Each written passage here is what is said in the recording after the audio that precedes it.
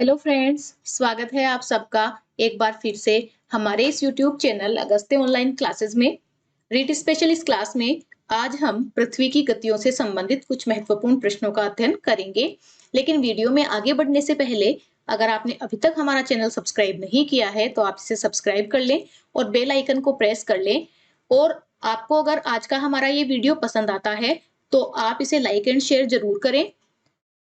तो चलिए शुरू करते हैं आज का वीडियो और देखते हैं पृथ्वी की गतियों से संबंधित कुछ महत्वपूर्ण प्रश्न। पहला प्रश्न है, पृथ्वी कौन सी प्रकार की गति करती है?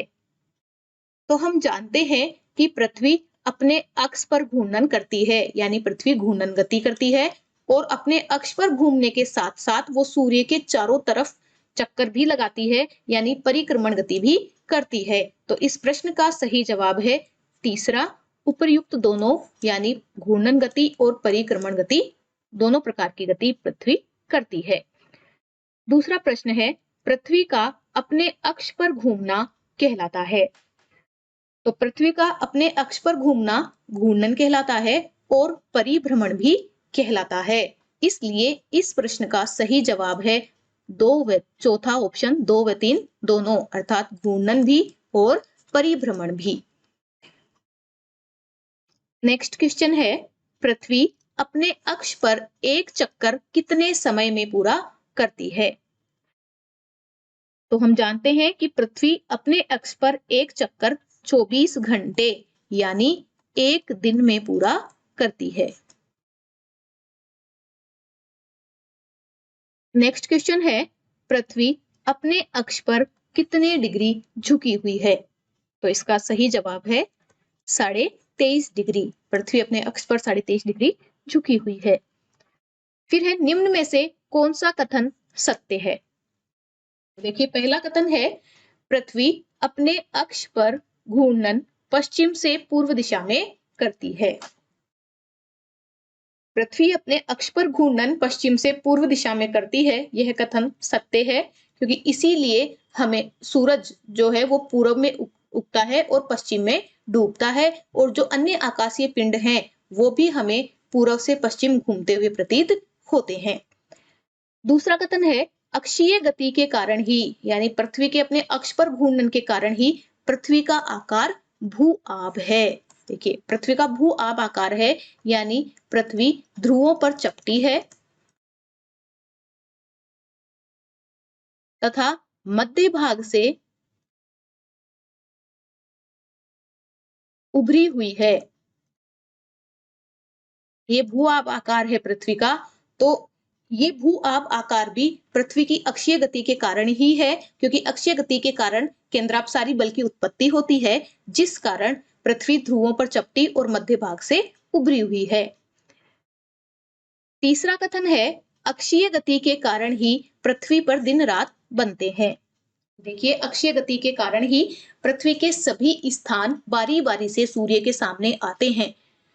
इसका मतलब है कि जो हिस्सा पृथ्वी का जो हिस्सा सूर्य के सामने आता है उस पर दिन होता है, और जो हिस्सा पीछे की तरफ रहता है उस पर रात होती है। तो अक्षीय गति के कारण बारी बारी से सभी स्थान सूर्य के सामने आते हैं, तो बारी बारी से उन पर दिन होता है और बारी बारी से रात होती है। अगर पृथ्वी की अक्षीय गति नहीं होती तो पृथ्वी का एक हिस्सा ही सूर्य के सामने होता और उस पर हमेशा दिन होता, और जो हिस्सा पृथ्वी के पीछे की तरफ होता उस पर हमेशा रात होती। तो ये कथन सत्य है कि अक्षीय गति के कारण ही पृथ्वी पर दिन रात बनते हैं। चौथा है उपर्युक्त सभी। तो इस प्रश्न का सही जवाब है चौथा ऑप्शन, उपयुक्त सभी कथन सत्य हैं। नेक्स्ट है, पृथ्वी की घूर्णन गति का सर्वाधिक वेग कहाँ होता है? देखिए, पृथ्वी अपने अक्ष पर घूर्णन करती है और उस अक्ष पर घूर्णन के कारण ही पृथ्वी का आकार भू आब है, यानी पृथ्वी ध्रुवों पर चपटी और मध्य भाग से उभरी हुई है। तो पृथ्वी की इस घूर्णन गति का जो सर्वाधिक वेग है वो इसके मध्य भाग यानी भूमध्य रेखा पर होता है, और ये लगभग 1600 किलोमीटर प्रति घंटा होता है। जैसे जैसे हम भूमध्य रेखा से ध्रुवों पर जाते हैं तो इस वेग में कमी होती जाती है और ध्रुवों पर ये वेग शून्य हो जाता है। नेक्स्ट है पृथ्वी का सूर्य के चारों ओर चक्कर लगाना कहलाता है कि पृथ्वी का सूर्य के चारों ओर चक्कर लगाना परिक्रमण कहलाता है। नेक्स्ट है सूर्य के चारों ओर एक चक्कर लगाने में पृथ्वी को कितना समय लगता है? सूर्य के चारों ओर एक चक्कर लगाने में पृथ्वी को 365 दिन और 6 घंटे का समय अर्थात 365 सही 1/4 दिन का समय लगता है।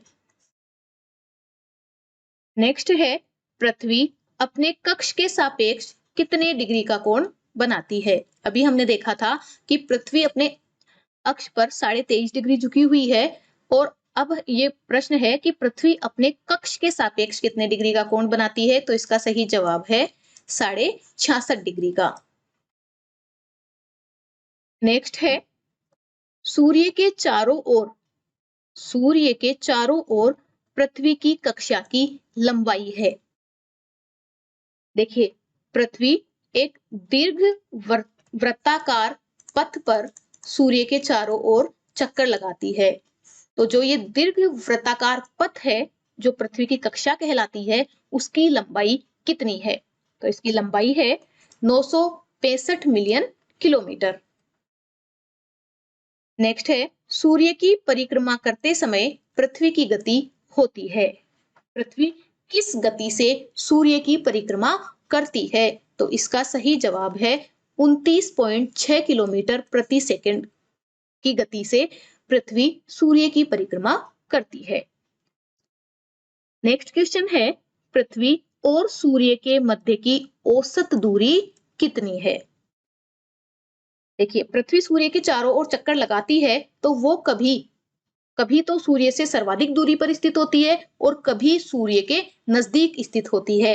इसलिए जो औसत दूरी है पृथ्वी और सूर्य के मध्य की औसत दूरी वो होती है 150 मिलियन किलोमीटर। नेक्स्ट क्वेश्चन है अपसौर की स्थिति कब होती है? देखिए अपसौर वह स्थिति है जब पृथ्वी व सूर्य के मध्य दूरी अधिकतम होती है। जब पृथ्वी व सूर्य के मध्य दूरी अधिकतम होती है उस स्थिति को अपसौर कहा जाता है। उस स्थिति को हम अपसौर कहते हैं और ये स्थिति प्रत्येक वर्ष 4 जुलाई को होती है। 4 जुलाई को पृथ्वी व सूर्य के मध्य दूरी सबसे अधिक होती है और ये दूरी 152 मिलियन किलोमीटर होती है। अपसौर के समय पृथ्वी व सूर्य के मध्य दूरी 152 मिलियन किलोमीटर होती है। नेक्स्ट क्वेश्चन है उपसौर की स्थिति कब होती है? देखिए उपसौर वह स्थिति है जब पृथ्वी व सूर्य के मध्य दूरी न्यूनतम होती है। अर्थात जब पृथ्वी व सूर्य के मध्य दूरी सबसे कम होती है उस स्थिति को उपसौर कहते हैं और ये स्थिति प्रत्येक वर्ष 3 जनवरी को होती है। प्रत्येक वर्ष 3 जनवरी को उपसौर की स्थिति बनती है और उस समय पृथ्वी व सूर्य के मध्य की दूरी 147 मिलियन किलोमीटर होती है।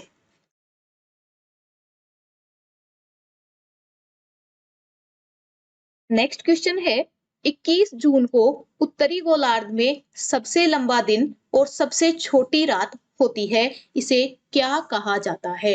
देखिए 21 जून को उत्तरी गोलार्ध में सबसे लंबा दिन और सबसे छोटी रात होती है, इसे क्या कहा जाता है?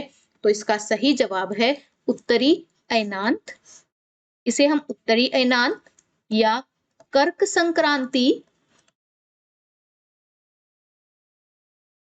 या ग्रीष्म संक्रांति कहते हैं। ग्रीष्म संक्रांति।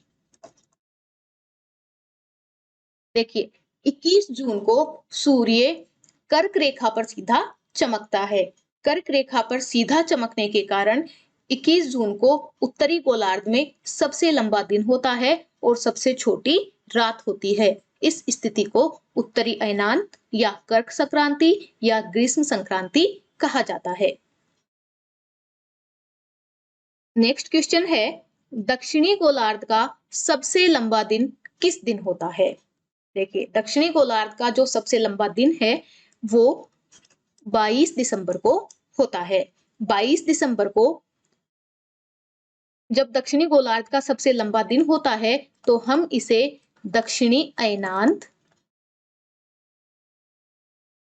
या शीत संक्रांति या मकर संक्रांति कहते हैं। इस दिन सूर्य मकर रेखा पर सीधा चमकता है। इस दिन सूर्य यानी 22 दिसंबर को सूर्य मकर रेखा पर सीधा चमकता है, इसलिए यह दिन 22 दिसंबर दक्षिणी गोलार्ध का सबसे लंबा दिन और सबसे छोटी रात होती है और उत्तरी गोलार्ध में स्थिति एकदम विपरीत होती है। 22 दिसंबर को सबसे छोटा दिन और सबसे लंबी रात होती है उत्तरी गोलार्ध में। नेक्स्ट क्वेश्चन है, वह स्थिति जब पृथ्वी पर सर्वत्र दिन एवं रात की लंबाई समान होती है क्या कहलाती है? देखिए हमने पढ़ा था कि पृथ्वी 23.5 डिग्री अक्षीय झुकाव लिए हुए है, इसलिए इस पर दिन एवं रात की जो अवधि है वो अलग अलग होती है, समान नहीं होती। लेकिन फिर भी वर्ष में 2 बार पृथ्वी पर ऐसी स्थिति बनती है जब सूर्य भूमध्य रेखा पर सीधा चमकता है और पृथ्वी पर सर्वत्र दिन एवं रात की लंबाई समान होती है।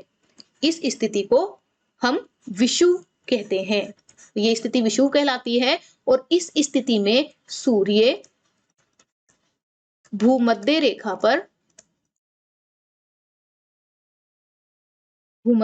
पर लंबवत चमकता है और इसीलिए पृथ्वी पर सर्वत्र दिन एवं रात बराबर होते हैं। विषुव वर्ष में 2 दिन होता है, 21 मार्च व 23 सितंबर को। 21 मार्च को होने वाले विषुव को हम बसंत विषुव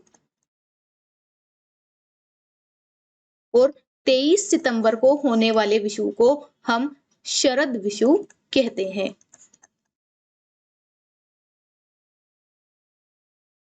नेक्स्ट क्वेश्चन है, ग्लोब पर वह वृत्त जो दिन तथा रात को अलग करता है क्या कहलाता है?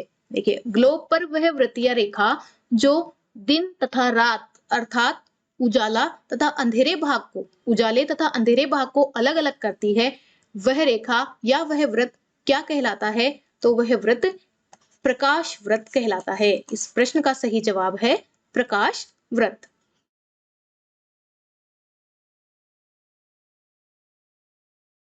नेक्स्ट क्वेश्चन है, पृथ्वी पर विषुव की स्थिति कब होती है? देखिए अभी हमने देखा था कि पृथ्वी पर वर्ष में 2 बार विषुव की स्थिति होती है और वो दिन है 21 मार्च व 23 सितंबर। अर्थात 21 मार्च व 23 सितंबर को पृथ्वी पर विषुव की स्थिति होती है। नेक्स्ट क्वेश्चन है, निम्न में से किस देश को अर्धरात्रि के सूर्य का देश कहा जाता है? तो इस प्रश्न का सही जवाब है नॉर्वे। नॉर्वे को अर्धरात्रि के सूर्य का देश कहा जाता है। ये था आज का वीडियो। अगले वीडियो में नेक्स्ट टॉपिक के साथ मिलेंगे। धन्यवाद।